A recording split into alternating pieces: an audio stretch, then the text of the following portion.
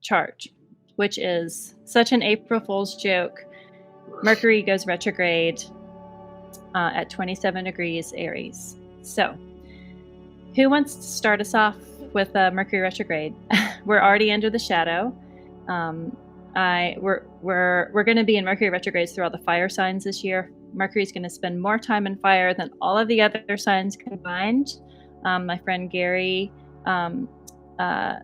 Caton, astrologer, kind of let me glimpse into that Mercury is going to be on fire through retrogrades this whole year. And so I feel like we're going to have to get used to a fiery Mercury, but a fiery retrograde Mercury.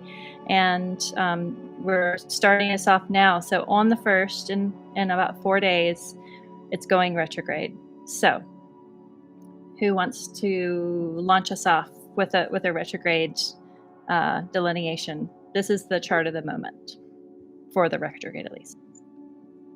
Yeah, I've got a feeling here about this Mercury retrograde at the moment that he's feeling a bit unsupervised because there's no sight to any of his rulers in his bound or decan. He can't see Mars, he can't see Saturn. So there's this, or Jupiter, or any of those usual rulers that would be looking at Mercury. And Mercury we know as like this messenger planet. He can go to places that the other planets can't go. He goes out of bounds, even the moon. He goes beyond those places. And there's kind of that sense of that happening where there's no sight from any of these rulers looking after him. So there's a sense that we may tune into things that we've not been aware of before here. When he goes retrograde, we're brought into things that we've maybe not looked at before, things that we've covered before, but we see in new and different ways. And I think that's coming through even more strongly here without the other planets. Their eyes are busy on other matters. So I really get this sense of things, if you're willing to take this time for reflection, we're always told all the RE words, reflect, revise, redo. But I think it's a really strong time if you really go into that reflection and maybe spend time in meditation and everything, that Mercury could have messages for you. Watch out for omens and symbols and things that are repeating for you because of this unsupervision. I don't know how that feels to you guys, but it just feels, usually there's some sort of planet that's got some sort of something to say. But I'm really getting that feel quite strongly. I don't know how you feel. If anybody else feels that as well. Yeah, actually, I think unsupervised is a really great word for it. Yeah. I was just going to say that, Mercury. Oh, sorry, Krista. No. Go. Mercury being psychopomp, he likes to travel between worlds, and I feel like this just gives a full opportunity to jump back and forth, play mind games, make you think ahead and then come back to it again. All those rewords, like you meant. Yeah, it got my attention when you were talking about the unsupervision. So Mercury is in Aries. Aries is ruled by Mars. Mars is in the next door sign of Pisces. So in Hellenistic astrology, they can't see each other by traditional sight, right? But then I was thinking, well, Mars is in Pisces, and Pisces rules Jupiter by domicile, but it rules Venus by exaltation. And one of the reasons why Venus exalts in Pisces in kind of the archetypal way is Pisces holds like memory and longing, and it's like the keeper of memory. And we, when you think of grief, the reason that we grieve is because we have this love of the memory of the people that are no longer around. And so we grieve them because that same amount of love, we don't have a place to give it to them. So it kind of just floats around our bodies, trying to find a receptacle outside of us. And so that grief and that longing is there because of the memory. So Venus in Pisces likes to remember. It has kind of that looking back. It thinks back and it collects all of the memory. And a retrograde Mercury also is kind of a return to things. And so I just imagine, but like Mercury retrograde in Aries and Venus Venus in Pisces, but the Mars in Pisces also kind of like looking up at the moon, longing, and not really sure why they're upset or why they're remembering things, but it's because they can't see each other, because they're too close to each other, but then they're just,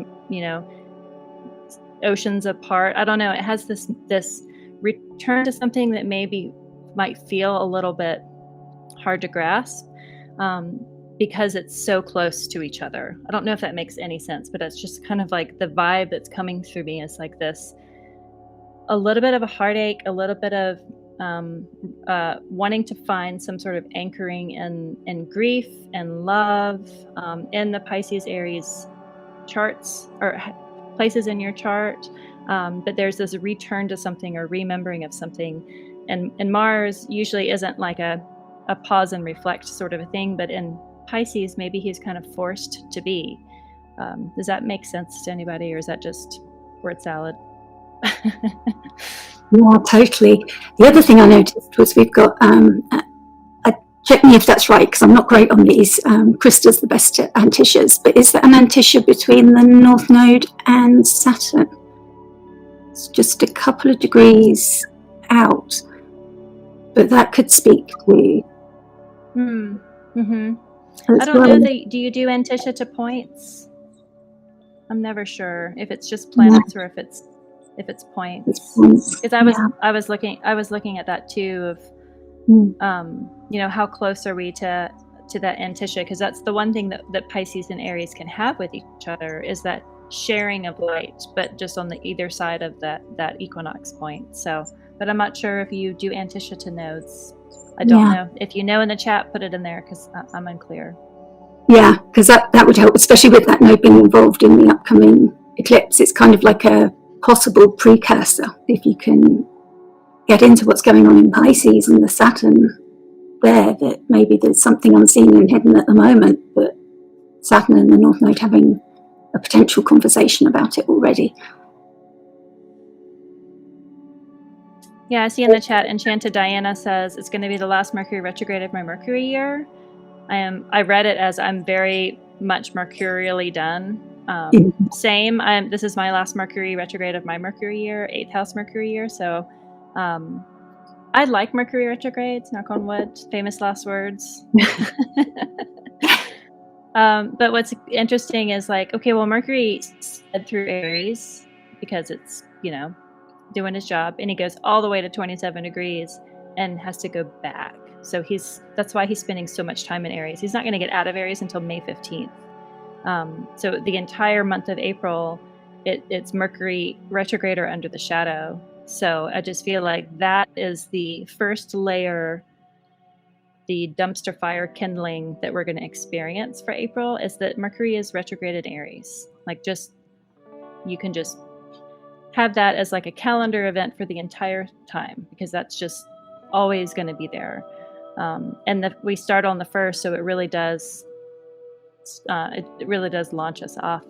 But it doesn't have to be all bad. I mean, retrogrades aren't inherently malefic. They're just sometimes clumsy. But they give us that pause. Like, I like when a planet goes retrograde because it looks like a stitch. It kind of goes back, and it's like that pause to go back before we go forward. Janessa, what are your thoughts? Do you have any on this? Yeah, I guess I've been thinking about it in terms of like a chance to pause and reflect on, because it's ruled by Mars in Aries, I think, or Mars is in Pisces, but the retrograde is ruled by Mars. So I think pausing and reflecting on like ways we can take action.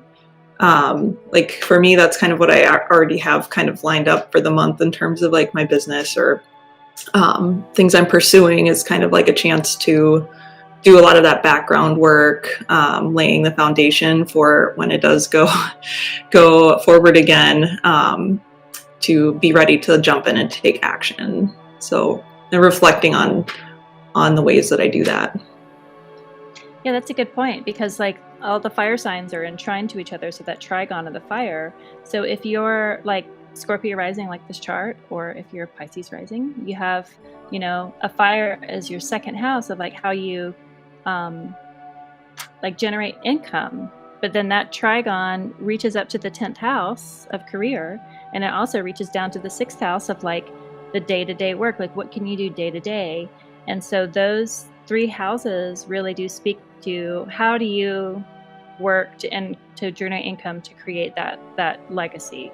And so you can look at that fire trigon wherever it is in your chart. It's like, okay, well, is it the 1st house of self and the 5th house of creativity and the 9th house of purpose? You know, like how does that, how is that retrograde kind of feeding into that connection of those areas of life? It's a good time to pause and strategize.